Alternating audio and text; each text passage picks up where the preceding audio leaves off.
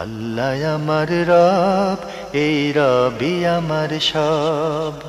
দামে দামে তন মনে তারি অনুভব। তোমার দুনিয়াতে আমি যেদিকে তাকাই, অথই নিয়ামতে ডুবে আছি সবাই। পাক পাখালির গানে শুনি তসবি কলো রব, তসবি কলো রব। আল্লাহ আমার রব, এই রবি। আসসালামু আলাইকুম, আলহামদুলিল্লাহ, আসসালাতু ওয়াসসালামু আলা রাসূলিল্লাহ। প্রিয় দর্শক, আপনারা যারা দেশে আছেন প্রবাসে, সবাইকে জানাই অনেক অনেক প্রীতি ও শুভেচ্ছা। শুরু হলো এনটিভি আয়োজিত এবং লাভ হলো নিবেদিত অনুষ্ঠান আপনার জিজ্ঞাসা। আপনাদের সাথে আছি আমি জয়নুল আবেদিন আজাদ। আর আপনাদের মনে জাগা প্রশ্নের জিজ্ঞাসার জবাব দিচ্ছেন বিশিষ্ট আলেম ডক্টর মোহাম্মদ সাইফুল্লাহ। আসসালামু আলাইকুম ওয়া রাহমাতুল্লাহি ওয়া বারাকাতুহু। প্রিয় দর্শক, চলুন তাহলে জিজ্ঞাসার জগতে। শুরুতে একটি ইমেল পাঠিয়েছেন হাসানুজ্জামান, লিখেছেন, এনটিভির সবাইকে আমার শুভেচ্ছা ও সালাম। কিছু প্রশ্ন আপনি পাঠিয়েছেন। আপনার প্রথম প্রশ্ন, খাঁচায় পাখি পোষা যাবে কি? এ ব্যাপারে ইসলাম কি বলে? ধন্যবাদ এই ভাইকে। আপনি প্রশ্ন করেছেন যে খাঁচায় পাখি পোষা যাবে কিনা। হ্যাঁ, পাখি পোষা যাবে, কিন্তু শর্ত হচ্ছে পাখিকে তার খাবার দিতে হবে। নিয়মিত তার যে খাবার আছে সে খাবার আপনি তাকে দিতে হবে। কষ্ট দেওয়া যাবে না। হ্যাঁ, কষ্ট দিতে পারবেন না। এবং 2 নম্বর যে বিষয়টি সেটা হলো যে এমন কোনো জায়গায় রাখবেন না যে জায়গায় মানে পাখি থাকতে কষ্ট হয়, সমস্যা হয়, মানে তার স্বাভাবিক জীবন ব্যাহত হয়, এরকম কোনো জায়গায় রাখা যাবে না। যেমন একেবারে বদ্ধ জায়গার মধ্যে, মানে কারণ এটা প্রাণী তো মানে কষ্টকর কোনো কিছু করা যাবে না এবং তাকে নিয়মিত খাবার দিতে হবে। যেখানে থাকবে সেখানে মানে পাখির মানে থাকার মতো একটা অবস্থান বা পরিবেশ থাকতে হবে, তাহলে সেক্ষেত্রে পাখি পোষা জায়েজ। তবে এই কাজটি মানে ইসলাম খুব বেশি উদ্বুদ্ধ করে না। উত্তম নয়, জায়েজ কিন্তু উত্তম নয়। হ্যাঁ, একটা বিষয় আছে ইসলাম উদ্বুদ্ধ করে কিনা, মানে এটা ইসলাম উদ্বুদ্ধ করে না। কারণ মানে পাখির জন্য পাখির একটা জগৎ আছে, তার একটা পরিবেশ আছে, বন্যেরা বনে সুন্দর, এই জন্য তাকে তার পরিবেশে দিলে সবচেয়ে উত্তম। তারপরেও যদি কেউ মনে করে যে না, আমি সৌন্দর্যের জন্য পুষতে পারি বা রাখতে পারি, তাহলে তো এটা তার জন্য জায়েজ রয়েছে, না জায়েজ নয়। তবে এই শর্তগুলো অবশ্যই পূরণ করতে হবে, কষ্ট দেওয়া যাবে না, আর খাবার অবশ্যই দিতে হবে। আমরা জানলাম বিষয়টি সম্পর্কে। প্রিয় দর্শক আরও লিখেছেন, দাঁড়িয়ে অজু করা যাবে কি? এ ব্যাপারে ইসলাম কি বলে? উজু করা সুন্নাহ পদ্ধতি হচ্ছে বসে উজু করা। উজু করার ক্ষেত্রে বসে উজু করা উজুর একটা বিশেষ বৈশিষ্ট্য, এটা উজুর অন্যতম একটা খুসুসিয়ত। কিন্তু দাঁড়িয়ে উজু করা জায়েজ। আর আগেকার যুগে মানে আমরা ইসলামের প্রথমের দিকে যদি দেখি, তখন দেখব যে উজু করা এবং এই জাতীয় কাজগুলো করা হতো বদনা অথবা বদনা জাতীয়, যেগুলোকে এবরিক বলা হতো, পানির পাত্র অথবা ইনা উলমা, পানির পাত্র, এগুলোতে পানি বহন করা হতো এবং এগুলো থেকে পানি ঢেলে তারপর উজু করা হতো। আর সেটা দাঁড়িয়ে করা কঠিন কাজ, এবং দাঁড়িয়ে করলে পুরো ছিল স্বাভাবিক এবং দাঁড়িয়ে করলে পুরো শরীরের মধ্যে, পুরো গায়ের মধ্যে পানি পড়ে যেত, ভিজে যেত। ফলে ওটার পদ্ধতি ছিল ভিন্ন। বসে করা হতো এবং পানি কম ব্যবহার করা হতো। বদনা অথবা বদনা জাতীয় পাত্র থেকে, পানির পাত্র থেকে পানি নিয়ে উঁচু করা হতো। এখন আর এই পদ্ধতি নেই, পদ্ধতি চেঞ্জ হয়ে গেছে। এটি সমস্ত যুগের ওলামায়ে কেরামদের ঐক্যমত্যে সাব্যস্ত হয়েছে একটি কায়দা। এটা মানে ইসলামিক ম্যাক্সিম, মানে একটা মূলনীতি। সেই মূলনীতি হচ্ছে এই, তাতাগাইয়ারুল আহকামু বিতাগাইয়ুরিল আজমান। সময়ের পরিবর্তনের কারণে, সময়ের বিবর্তনের কারণে যেই সমস্ত মাসআলা সময়ের সাথে জড়িত ছিল সেগুলো, অথবা আরাব প্রথা প্রচলনের সাথে, কাস্টমসের সাথে জড়িত ছিল, সেগুলো এই হুকুমগুলো কি হতে পারে, পরিবর্তন হতে বাধ্য। কিন্তু লক্ষ্য থাকবে অটুট। লোক এটার মাকসেদগুলো ঠিক থাকবে, মানে এটার মাকসেদ যে লক্ষ্য, মানে শরিয়ার যে মাকসেদ আছে সেই মাকসেদটা, উদ্দেশ্যটা এখানে ঠিক থাকবে, কিন্তু হুকুমটা কি হবে, পরিবর্তন হবে, হুকুমটা এখানে পরিবর্তন হবে। ঠিক এই ধরনের একটি বিষয় হচ্ছে এই মাসআলা, উজুর মাসআলা। তখন যেই কারণে বসে উজু করাটা খুব উত্তম বা মানে দিক নির্দেশনা ছিল, বর্তমানে আপনি যদি দেখেন পানির ব্যবহার, আপনি বর্তমানে পানি বদনা ব্যবহার করা খুব কম শহর এলাকাগুলোতে। কলের পানি আসে গ্রামে গঞ্জে, হ্যাঁ গ্রামে গঞ্জে হয়তো থাকতে পারে খুব, মানে শহর এলাকায় যেখানে সাপ্লাইয়ের পানি আছে সেখানে আপনি দেখবেন যে পানি বেসিনের মাধ্যমে আসতেছে, মানে পানি এটাকে পাইপের মাধ্যমে আসতেছে, পাইপ লাইনের মাধ্যমে পানি আসতেছে, এবং সেখানে বেসিনের ব্যবস্থা আছে। আর বেসিনে যদি আপনি উজু করতে চান, বেসিন কিন্তু মানে নিচে ব্যবহার করার সুযোগ নেই, সেখানে দাঁড়িয়ে ব্যবহার করতে হবে। সেখানে দাঁড়িয়ে ব্যবহার করতে হবে। তাহলে সেই ক্ষেত্রে দাঁড়িয়ে আপনি যদি বেসিনে উজু করে থাকেন, তাহলে ওই যে মাকসেদ রয়েছে সেই মাকসেদটুকু এখানেও কিন্তু হাসিল হবে। একই উদ্দেশ্য, একই অবজেক্ট, উজুর যে লক্ষ্য, উজুর যে লক্ষ্য আছে বসে করার, দাঁড়িয়ে যদি করেন সেটাও আপনি এখানে করতে পারবেন। তাহলে এই অবস্থায় দাঁড়িয়ে যদি আপনি উজু করেন, তাহলে আপনার দাঁড়িয়ে উজু করাটাও জায়েজ, কোনো অসুবিধা নেই, দাঁড়িয়ে উজু করতে পারবেন। এর জন্য যে শর্ত করে দিবেন যে বসে উজু করলে ফজিলত অতিরিক্ত হবে, না, এই কথা শুদ্ধ নয়। কারণ বসে উজু করার যে মাকসেদ, যে অবজেক্ট আছে, সে অবজেক্ট এখানে বেসিনে যদি দাঁড়িয়ে উজু করে থাকেন, সে অবজেক্ট এখানে কি হবে, এখানে হাসিল হবে। তাহলে এই অবস্থায় যদি কেউ দাঁড়িয়ে বেসিনে উজু করে থাকেন, তাহলে ওই একই মাকসেদ, একই শরীয়তের অবজেক্ট কি হবে, উদ্দেশ্য হাসিল হবে। তাহলে এক্ষেত্রে আপনি বলতে পারেন যে বসে উজু করলে যে হুকুম, দাঁড়িয়ে উজু করলেও সেই হুকুম, দুইটাই এখানে জায়েজ রয়েছে, অতিরিক্ত কোনো বিষয় এখানে নেই। তবে যদি কারো উত্তম বসে উজু করার উত্তম ব্যবস্থা থাকে, তাহলে তিনি করতে কোনো ধরনের বাধা নেই, তিনি করতে পারেন। কিন্তু এখন বসে উজু করা মানে অনেক বেশি ফজিলত থাকবে দাঁড়িয়ে উজু করার চেয়ে, এই কথা বলার সুযোগ নেই, যেহেতু দুইটাই শরীয়তের মাকসদ এক, এবং দুইটাই হাসিল হচ্ছে এই দুইয়ের মাধ্যমে। সেক্ষেত্রে বসে অথবা দাঁড়িয়ে আপনি উজু করেন, দুইটাই আপনার জন্য ইসলামী শরিয়া পদ্ধতিতে বৈধ। প্রিয় দর্শক জানতে চেয়েছেন, হাঁটতে হাঁটতে মেসওয়াক করা যাবে কি? না, হাঁটতে হাঁটতে মেসওয়াক করার বিধান সুন্নাহ পরিপন্থী কাজ। মেসওয়াকের একটা বৈশিষ্ট্য আছে, মেসওয়াক সময় এর সাথে জড়িত। হাঁটতে হাঁটতে মেসওয়াক করা এটি সুন্নাহ দ্বারা প্রমাণিত বিষয় না, এবং সুন্নাহ পরিপন্থী কাজ। কারণ হাঁটতে হাঁটতে আপনি হাঁটা একটা কাজ, খুব ভালো করে খেয়াল করুন, হাঁটা একটা কাজ, হাঁটার মধ্যে আরেকটি জিনিসকে যুক্ত করা, মানে আরেকটি জিনিসকে যুক্ত করা, মেসওয়াকের লক্ষ্য তো অর্জিত হবে না, লক্ষ্য অর্জিত হবে, ব্যথা হতে পারে, তিনি পরেও যেতে পারেন। আর দ্বিতীয়ত তিনি মানে হাঁটা একটা কাজের মধ্যে আরেকটা কাজকে যুক্ত করা, এই কাজটি শুদ্ধ নয়, শুদ্ধ নয়। এই জন্য মেসওয়াকটা সুনির্দিষ্ট জিনিসের সাথে জড়িত, মশা হাঁটার সাথে জড়িত নয়। নবী সাল্লাল্লাহু আলাইহি ওয়াসাল্লাম যখন হাঁটতেন তখন মেসওয়াক করতেন, এ কথা কোথাও প্রমাণিত হয়নি। নবী সাল্লাল্লাহু আলাইহি ওয়াসাল্লাম মেসওয়াক করতেন কখন কখন, এটা জানলে আপনি বুঝতে পারবেন যে মেসওয়াকের পদ্ধতি কী, মেসওয়াকের পদ্ধতি কী। উজুর আগে নবী সাল্লাল্লাহু আলাইহি ওয়াসাল্লাম মেসওয়াক করতেন, সালাতের আগে নবী সাল্লাল্লাহু আলাইহি ওয়াসাল্লাম মেসওয়াক করতেন, যখন মেসওয়াক করতেন তখন মেসওয়াক করতে হবে, মেসওয়াকের বিধান রয়েছে। নবী সাল্লাল্লাহু আলাইহি ওয়াসাল্লাম যখন ঘরে প্রবেশ করতেন তখন মেসওয়াক করতেন। তো আমরা নবী সাল্লাল্লাহু আলাইহি ওয়াসাল্লাম ঘুমের আগে উজু করতে বলেছেন, তখন মেসওয়াক করতেন। সুতরাং মেসওয়াকের পদ্ধতি যদি আমরা জানি, তাহলে আমরা বুঝতে পারবো যে আপনি যে মাসআলাটি জিজ্ঞেস করেছেন এটি শরিয়ার যে মূল অবজেক্ট আছে এর সাথে সাংঘর্ষিক। আরও লিখেছেন, শুয়ে শুয়ে কোরআন পড়া যাবে কি? শুয়ে শুয়ে কোরআন তেলাওয়াত করা জায়েজ। তো কোরআনের আদব হচ্ছে কোরআন বসে তেলাওয়াত করা, কিন্তু কারো যদি ওজর থাকে তিনি শুয়ে তেলাওয়াত করতে পারবেন। জি। লিখেছেন, বিধর্মীদের উপহার গ্রহণ করা যাবে কি? হ্যাঁ, বিধর্মীদের উপহার গ্রহণ করতে কোনো ধরনের বাধা নেই, ইসলামী শরীয়তে কোনো ধরনের বাধা নেই। জি। লিখেছেন, হেলান দিয়ে খাওয়া যাবে কি? না, হেলান দিয়ে খাওয়া রাসূলুল্লাহ নিষেধ করেছেন, হেলান দিয়ে খেতে রাসূলুল্লাহ সাল্লাল্লাহু আলাইহি ওয়াসাল্লাম ইয়াকুলু রাজুলু মুত্তাকিআন, কোনো ব্যক্তি হেলান দিয়ে খাবে। কোনো কোনো রিওয়ায়াতের মধ্যে এসেছে যে মানে ওয়ায়াত্তাকিয়া, মানে যে সে কোনো কিছুর উপর ঠেস বা হেলান দিবে, খাবে, এটা নবী সাল্লাল্লাহু আলাইহি ওয়াসাল্লাম নিষেধ করেছেন। কারণ হচ্ছে এতে খাবার বেশি হয়ে যায়, এতে খাবার বেশি হয়ে যায়, এই জন্য নবী সাল্লাল্লাহু আলাইহি ওয়াসাল্লাম এটাকে পছন্দ করেন। ঠিক।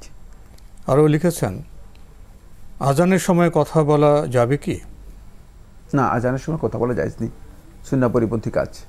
আজানের সময় ইজা সামি'তুল মুআদ্দিন ফাকুলু মিসলা মা ইয়াকুলুল মুআদ্দিন, রাসূলুল্লাহ সাল্লাল্লাহু আলাইহি ওয়াসাল্লাম বলেছেন, যখন মুয়াজ্জিন আজান দিবে তোমরা আজান শুনতে পাবে, তখন মুয়াজ্জিন ঠিক যেভাবে বলছে সেভাবে বলবে। এই সময় সুন্নাহ হচ্ছে আজানের জবাব দেয়া, সুন্নাহ হচ্ছে আজানের জবাব দেয়া। আর এটি অত্যন্ত গুরুত্বপূর্ণ একটি ফজিলত, মানে এর ফজিলত অসাধারণ ফজিলত রয়েছে। সুতরাং আজানের জবাব দেয়া এটা হচ্ছে এই সময়ের গুরুত্বপূর্ণ কাজ। আল্লাহ রাব্বুল আলামিনের পক্ষ থেকে যেই আজান দেয়া হচ্ছে, আপনাকে ডাকা হচ্ছে আল্লাহর পক্ষ থেকে, আর আপনি মানে অমনোযোগী হয়ে অন্যদিকে চলে মানে মুখ ফিরিয়ে রাখছেন, এটা ঈমানদার ব্যক্তিদের ঈমানের দাবির পরিপন্থী। আমাদের হাতে একটি চিঠি ঢাকার মতিঝিল থেকে পাঠানো হয়েছে, নাম প্রকাশে অনিচ্ছুক লিখেছেন, সব কিছু তাকদীরে লেখা হয়ে গেছে, এমনকি মানুষের বুদ্ধিহীন ও অক্ষম হওয়া, চালাক বা বুদ্ধিমান হওয়াও তাকদীর দ্বারা নির্ধারিত। আল হাদিস সহিহ মুসলিম। এরপর আপনি লিখেছেন, উপরের হাদিস থেকে আমরা বুঝতে পারি মানুষের মধ্যে কে জান্নাতি আর কে জাহান্নামী এটাও পূর্ব নির্ধারিত।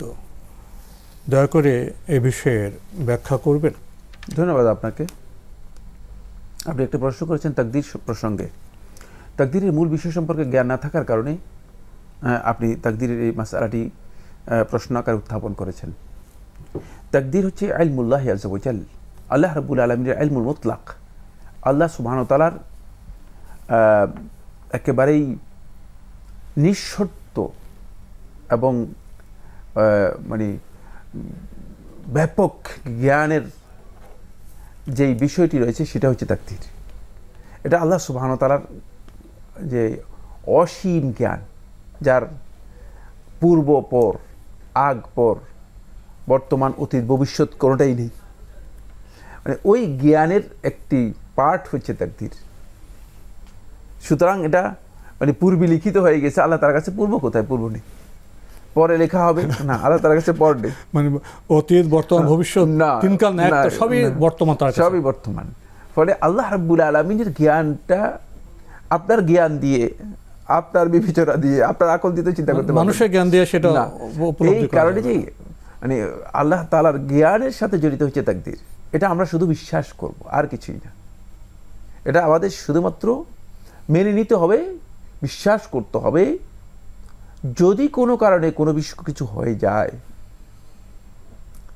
মানে যেন আমরা এর জন্য অস্থির না হই, এর জন্য দুশ্চিন্তায় নিজেকে ধ্বংস না করি, মানে এটার জন্য আমরা যে মানে এই কথা না বলি যে এরকম করতে পারতাম, যখন হয়ে যাবে তখন মেনে নিতে পারি, যদি এটা করলে ওটা হতো না, এটা করলে ওটা হবে। এই কারণেই মূলত এই বিশ্বাসটুকু আমাদেরকে নিশ্চিত করার জন্য তাকদীরের বিষয়টি এসেছে। বাকি আমাদের কাজ হচ্ছে তাকদীরের উপর নির্ভর করে কোনো কাজ করা নয়, বরং আমাদের কাজ হচ্ছে আমাদেরকে যে কাজ করতে বলা হয়েছে সেই কাজ করা। আমরা যা চেষ্টা করব তাই আমরা লাভ করতে পারব। আমাদের প্রচেষ্টাই হচ্ছে মূলত আমাদের তাকদীর। এই জন্য আল্লাহ সুবহানাহু ওয়া তাআলা বলে দিয়েছেন, ওয়া আন লাইসা লিল ইনসানি ইল্লা মা সাআ, মানুষ যা চেষ্টা করবে সেটাই তার জন্য থাকবে। সুতরাং চেষ্টাটা এখানে অপরিহার্য একটি বিষয়। আপনাকে বলা হয়েছে আমল করতে, কাজ করতেই হবে। মানে তাকদীরের দিকে তাকিয়ে এই কথা বলার সুযোগ নেই যে তাকদীরে আমার যা আছে তাই হবে, আমি কাজ করব না। এই কথা তাকদীরের বিশ্বাসের সাথে সাংঘর্ষিক, তাকদীরের বিশ্বাসের সাথে সাংঘর্ষিক। ফলে কোন ব্যক্তি জান্নাতি হবে, কোন ব্যক্তি জাহান্নামী হবে, কোন ব্যক্তি ভালো হবে, কোন ব্যক্তি মন্দ হবে, এই যে বিষয়গুলো, এগুলো আল্লাহ তাআলার ইলমের মধ্যে রয়েছে এবং আল্লাহ তাআলা লিখে রেখেছেন। আল্লাহ রাব্বুল আলামিন লিখে রেখেছেন, আমরা জানি না, আমাদের জানা নেই। আমরা চেষ্টা করব কি আমি ভালো হতে চাই, আমরা চেষ্টা করব কি আমি জান্নাতি হতে চাই এবং জান্নাতের আমল করতে চাই। এটা হচ্ছে আমাদেরকে করতে বলা হয়েছে এবং এটাই করার কাজ হচ্ছে আমাদের কাজ। যখন আমরা চেষ্টা করব তখন আমরা এই কাজে সফল হতে পারবো এবং সেটাই আল্লাহ তাআলা দিবেন। এটা আল্লাহ তাআলা বলে দিয়েছেন কোরআনের মধ্যে। এটা হচ্ছে আমার চেষ্টাটাই হচ্ছে আমার মানে তাকদীরের বিষয়। আর চেষ্টা থেকে মানে আপনি যত পিছিয়ে যাবেন ততই আপনি তাকদীরের যে লিখনি আছে এই লিখনির সাংঘর্ষিক বা বিপরীত কাজে আপনি নিজেকে ইনভলভ করলেন।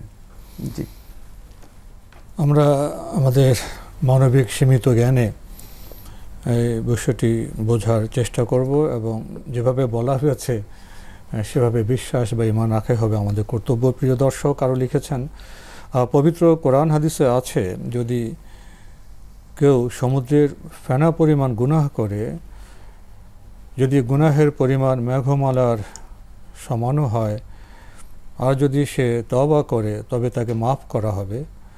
প্রখ্যাত আলেমদের মধ্যে একদল এ কথার সাথে ঐকমত্য পোষণ করেন, আর একদল করেন না। একমত পোষণ না করা আলেমগণ বলেন, পরের হক নষ্ট সম্পর্কিত গুনাহ মাফ হবে না। শিরকের গুনাহ ছাড়া অন্য গুনাহ তওবার দ্বারা মাফ হবে বলে আলেমগণ বলেন। পবিত্র কোরআনের বিভিন্ন আয়াতে তওবার নির্দেশ দেওয়া হয়েছে। পবিত্র হাদিস শরীফে আছে, কিয়ামতের মাঠে বান্দাকে 3টি প্রশ্ন করা হবে, যার উত্তর দিতে না পারলে এক কদমও নড়তে পারবে না। ক, যৌবন কিভাবে পার করেছ? খ, অর্থ সম্পদ কি উপায়ে আয় করেছ? গ, কিভাবে ব্যয় করেছ? তাহলে তওবার কার্যকারিতা এক্ষেত্রে কীরূপ হবে? এক্ষেত্রে ভাগ্য পূর্ব নির্ধারিত সত্যটি কি খেটে যাচ্ছে? আপনি এখানে যেই কনক্লুশন দিয়েছেন, কনক্লুশনটা পুরোটাই ভুল।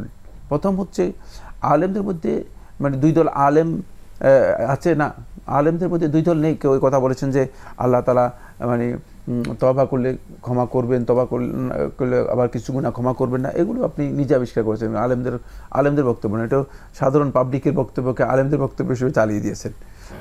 আলেমদের বক্তব্য আপনারা জানেন এই বিষয়ে। মানে আল্লাহ সুবহানাহু ওয়া তাআলা বান্দাকে তওবা করতে বলেছেন। বান্দা তওবা করলে আল্লাহ সুবহানাহু ওয়া তাআলা বান্দার সমস্ত গুনাহ ক্ষমা করবেন। বান্দার সমস্ত গুনাহ ক্ষমা করবেন, সেটা যেই পর্যায়ের গুনাহ হোক না কেন আল্লাহ রাব্বুল আলামিন ক্ষমা করবেন।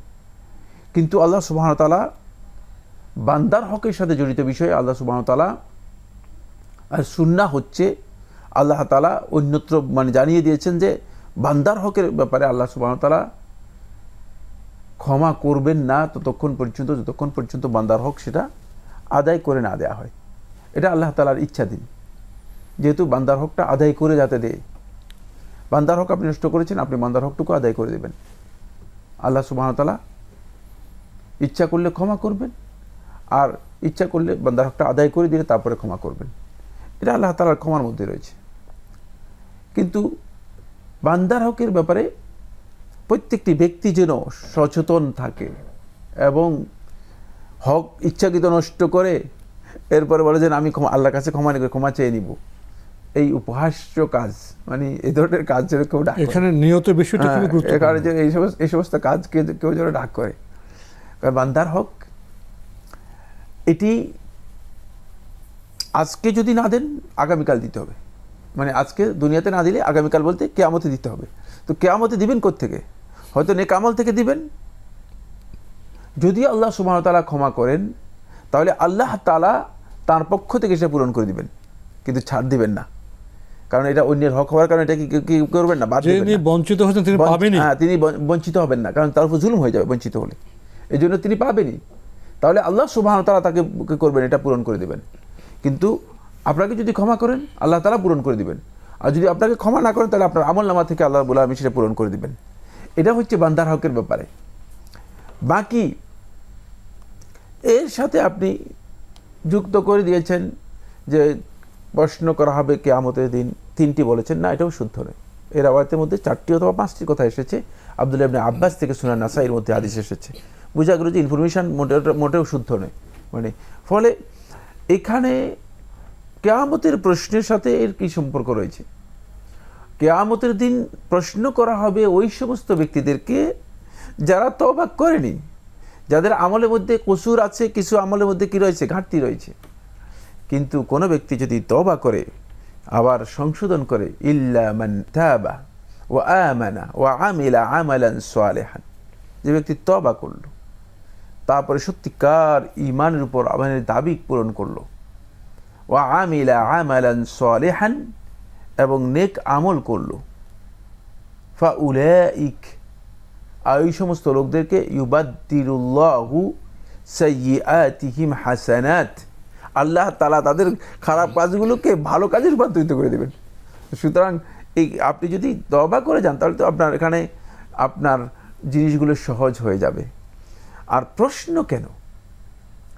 প্রশ্ন হচ্ছে এই জন্য আমাদের শেষ করতে যাতে করে আল্লাহর বান্দা বুঝতে পারে যে আমি আমার জীবনে যে দায়িত্ব ছিল সে দায়িত্ব আসলে একদিন আমাকে জবাবদিহি করতে হবে। জবাবদিহি তার চেতনাকে যাতে করে লালন করতে পারে নিজের মধ্যে, এটা বান্দার জন্য খুবই অপরিহার্য একটি বিষয়। কারণ পরীক্ষা না থাকলে ছাত্র হওয়া যায় না, ছাত্র না হলে পরীক্ষা দিতে পারবে না। আমাদের এখানে শেষ করতে হচ্ছে। আপনাকে অনেক ধন্যবাদ। আপনাকে অনেক ধন্যবাদ।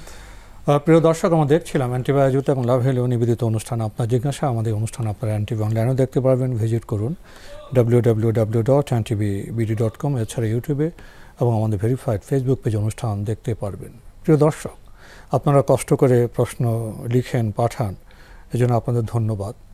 তবে প্রশ্ন করার ক্ষেত্রে কিছু দায়িত্ব আছে। সব ভাবনা একত্র করে এক জায়গায় লিখে দিলাম, সেটা কি খুব সঙ্গত প্রশ্ন হবে? প্রশ্ন সুনির্দিষ্ট হওয়া প্রয়োজন, তাহলে আমরা সুনির্দিষ্ট জবাব দিতে পারবো, এর মাধ্যমে আমরা সবাই উপকৃত হব। এ বিষয়ে আপনাদের দৃষ্টি আকর্ষণ করছি। চিঠি লিখুন, প্রশ্ন পাঠান আমাদের ঠিকানায়। পরিচালক আপনার জিজ্ঞাসা, এনটিভি, বিএসসিসি ভবন, 7ম তলা, 102 কাজী নজরুল ইসলাম অ্যাভিনিউ, কারওয়ান বাজার, ঢাকা 1215। ইমেল অ্যাড্রেস আপনার জিজ্ঞাসা @ntvbd.com। প্রিয় দর্শক, মহান আল্লাহ আমাদের সবাইকে নিরাপদে রাখুন, রাখুন শান্তিতে। আসসালামু আলাইকুম। আল্লাহ আমার রব, এই রবি আমার সব, দামে দামে তুন মনে তারি অনুভব। আল্লাহ আমার রব, এই রবি আমার সব।